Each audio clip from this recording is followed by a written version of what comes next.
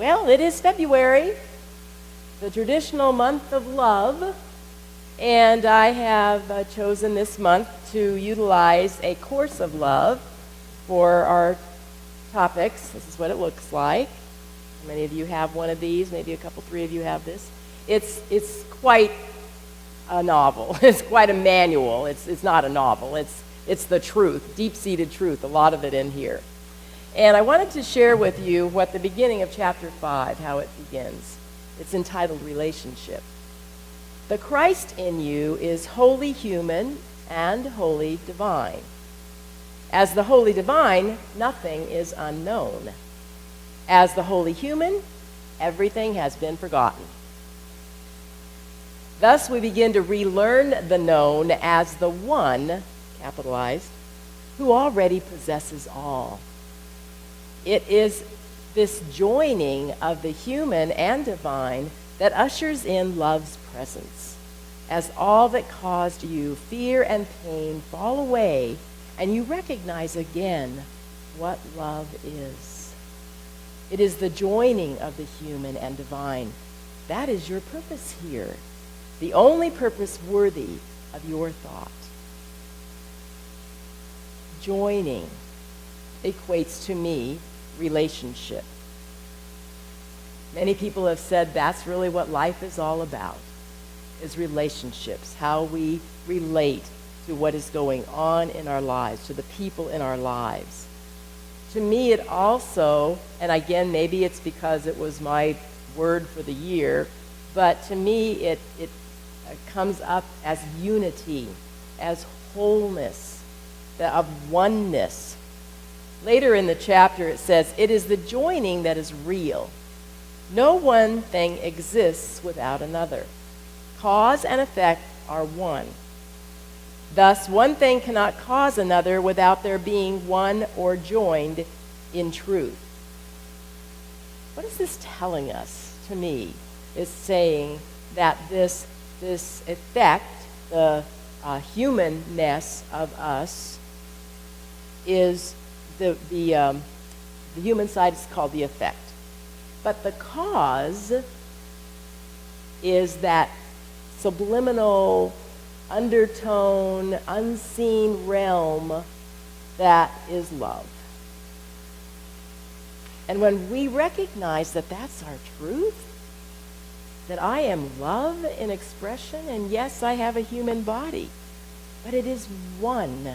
I still go back, I don't know how many times, to Walter Starkey, and whenever he talked about cause and effect, and we always talked about one begetting the other. You know, there's cause, and then that begets the effect, but he called it cause-effect. It's just because it's all the same. You can't separate them.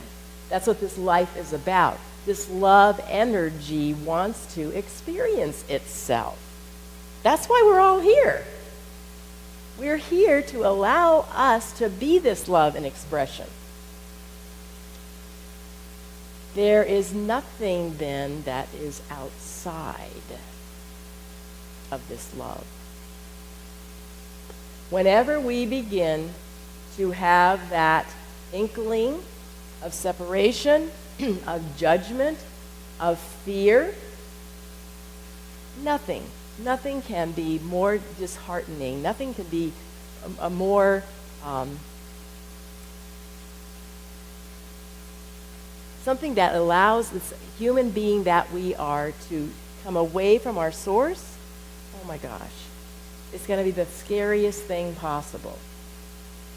When we think of ourselves as being separate from our source,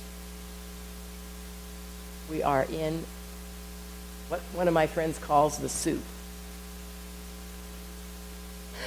We find ourselves in the soup when we forget that we and everyone else is this love in expression.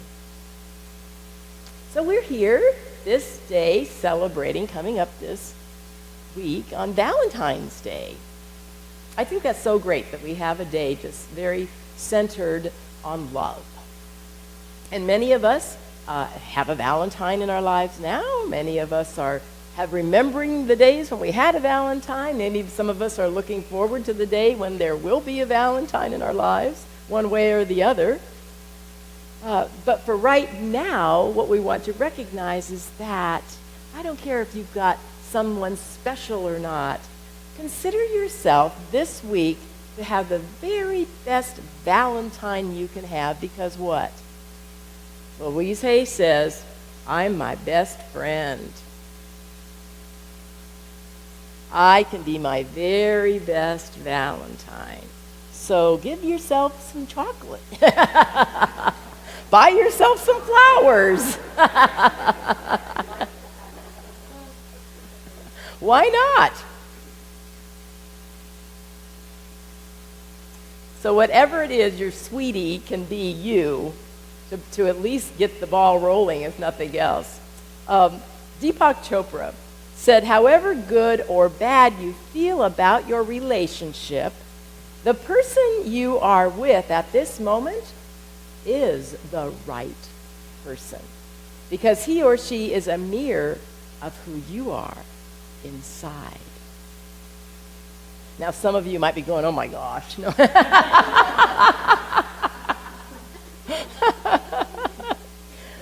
But recognize what this is telling us is that it's time to look around, about face, and look at yourself. Without judgment, without any sort of, my gosh, what did I do wrong? Many of you are saying, what did I do right? But my point of it is here, the point I'm trying to make is to be aware, to be conscious, to be the observer of your life. Without any kind of angst, without any kind of evaluation, to be able to step back and just look. Phil Bolsta, he wrote a book that is a conglomeration of many different quotes and sayings that I use quite a bit in my talks. It's called Through God's Eyes. But Phil says several things in the book as well. He fills in all the spaces in between the quotes. And Phil said, consciousness is a continuum ranging from complete non-awareness to unity with the divine mind. It's a continuum, our consciousness is. And Deepak Chopra said, love is based not on how you act or feel, but on the level of your awareness. He also said the more that you are aware, the more that you know, the easier it is to forgive. So we're looking this week at this truth of our being, that we and everyone is love and expression. In fact, as I wrote in my thought for the week, love is all there is. Now, I had quite an awakening yesterday when I was typing up my notes going, okay, now I'm going to look up that Beatles song, because I referred to the Beatles song that love is all there is. The Beatles song didn't say that. All you need is love. Love is all you need. That's what the song said. And I thought, what? There's got to be a song that's all there is love. That's crazy. There is one. Actually, because I had to Google it. Sheryl Crow. Anybody know Sheryl Crow? Yes. She wrote the song in 2008, Love is All There Is. So if you want to hear that song, you can go on YouTube and you can hear her. She's good. Not quite the Beatles, but yeah. So I must have somehow or other just picked up that information out of the ethers. You know how we do that? Since we are all one and that energy is out there, I guess I just must have picked it up. So love is, in my opinion, and this is my truth, that love is all there is. That love is this generating, spawning, birthing, creative power. That is, just totally is. And I say the fact that God and love are interchangeable. God and good are interchangeable. Job 22nd, verse 21 says, agree with God and be at peace. In this way, good will come to you. Agree with God and be at peace. This way, good will come to you. How many times is there something in our life that we decide we don't like, that we're going to fight, that we're going to resist? What this is telling us is to agree with God. Agree with what is in your life. What you resist persists. When we allow ourselves to be that observer, when we allow ourselves to step back from the angst of whatever the situation is going on, we are more fully capable of then being available to what is the gift here. I practiced saying this chapter in the Bible. I actually even Googled it and on YouTube. I said, how do you pronounce Thelonious? Thelonious, is that how you say it? Thessalonius. Thessalonius, that's it. I knew the accent was on the loan. Thessalonius, chapter 5, verse 18. Give thanks in all circumstances, for this is the will of God. Give thanks in all circumstances, for this is the will of God. It is love. Love is giving us every moment, eternally, what it is that we have need of. If we're kicking and screaming and fighting about it, then just observe that, be aware of that, and then ask, what is the gift here? How can I become more pliable to what Spirit, God, love is trying to give me? Recognize that you are holy. That's with an H and that's with a W, both. And that everything and everyone is. One of the mantras in this course of love that is spelled out time and time again is it says, I dedicate all thought to union. It's that oneness again, that acceptance. Whenever we put anything outside of ourselves, that's when duality begins. We are here to recognize that oneness, that union. Debbie Ford was a very well-known author. I think she was in the San Diego area. And she had a tumultuous life. Her life was not pretty from the beginning. A lot of angst going through her experiences. But from that, she was able to step back and look and observe and come up with this idea that we are to recognize there is a shadow side to us. We are human. And sometimes there are things in our past, there are things in our path that bring up these questions about the truth of us. And they're our shadow. And we don't want to really look at them. We don't want to accept them. We don't want, we stuff them under the rug. And what Debbie proclaimed and what many people are saying is bring it out. Bring it out into the open, into the light. Look at it. Don't stuff it. Right. There's something that I'm doing that could be better. Great. Let me accept that. Let me learn from it. Let me grow through it. Let me remember this truth of what I am.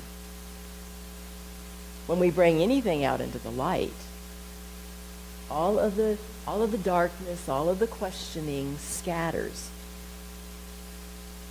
I was given a book here by a friend that I wanted to share with you. Some of it's called I Am the Door. I wanted to share with you some of the wisdom in it. It said, once you take the torch of truth and bring love to the wounded parts of your mind, you take back your power. Where does love come from? It comes from you. When does heaven come to earth? When this moment is enough.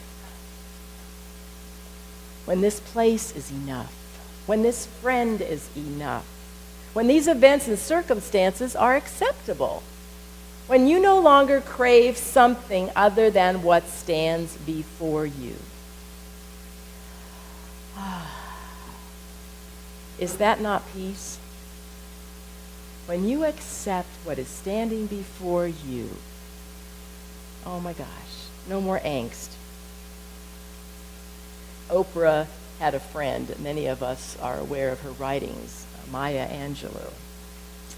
And Myra, in one of her conversations with Oprah at one point, said, people show you who they are. Believe them the first time. Remember, I told you last Sunday, there's my business, your business, and God's business, and which is the only one I have that anything I can do about is my business. And if we think that we can change someone else, you're living in la-la land. It's not your business.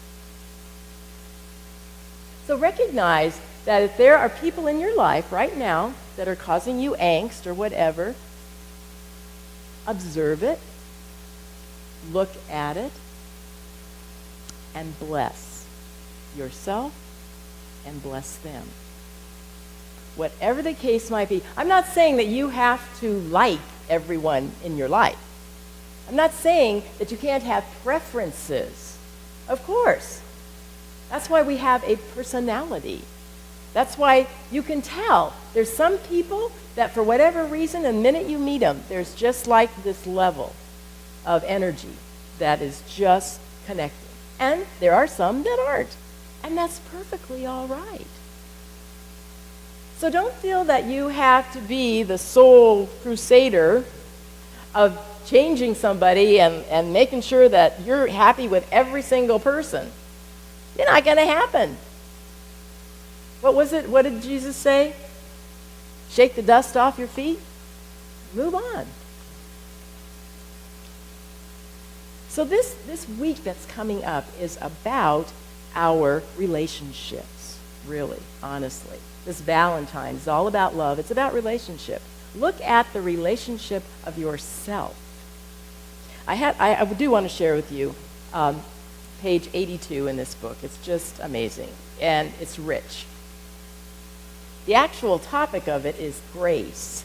And I started underlining it, and then I just put the sign of the thing through the whole, pencil through the whole sides, and then I wrote, wow, with a star.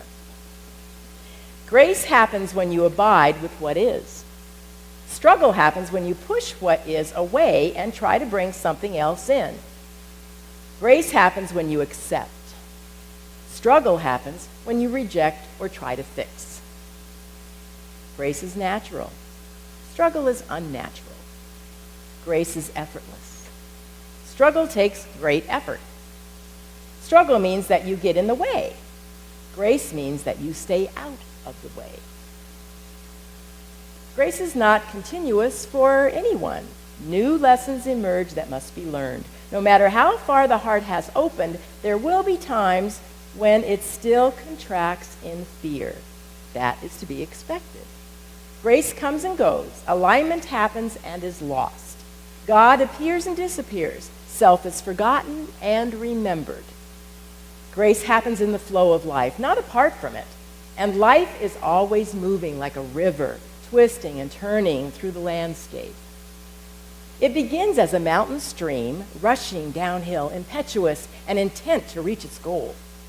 Then it levels out and moves for what seems like an eternity through fields and plains, separating into different streams, joining with other bodies of water. By the time it reaches the ocean, it no longer has any urgency. Instead, it has a confidence born of experience. By the time it reaches the ocean, it no longer sees itself as anything other than ocean. It rests completely in itself, without beginning or end. It will be this way with you too. When you enter fully into your life, all that held you separate will be gently washed away. Breathing in, you will open to the embrace. What comes, breathing out, you will gently release it. You enter the circle of grace when you offer love to yourself or another person. You enter the circle of fear when you withhold love from yourself or another. Gratitude is the choice to see the love of God in all things. No being can be miserable who chooses thus. For the choice is appreciation leads to happiness, as surely as the choice to depreciate leads to unhappiness and despair. One gesture supports and uplifts, the other devalues and tears down.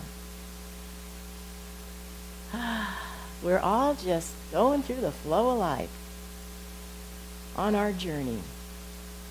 Sometimes we're in a rush. And if we allow these experiences of life to penetrate us, to birth us time and time again into a newer, higher, deeper level of love, we won't have the angst with whatever is going on around us. We will accept that it is all good, it is all God, it is all love in expression. So this week, you are to honor that. You are to honor this wholeness of this universe that is birthing us again and again and again. Accept what is without angst. Look at yourself with the eyes of love. And when you look out, that is what you will see. Be that love and expression. And so it is. Namaste.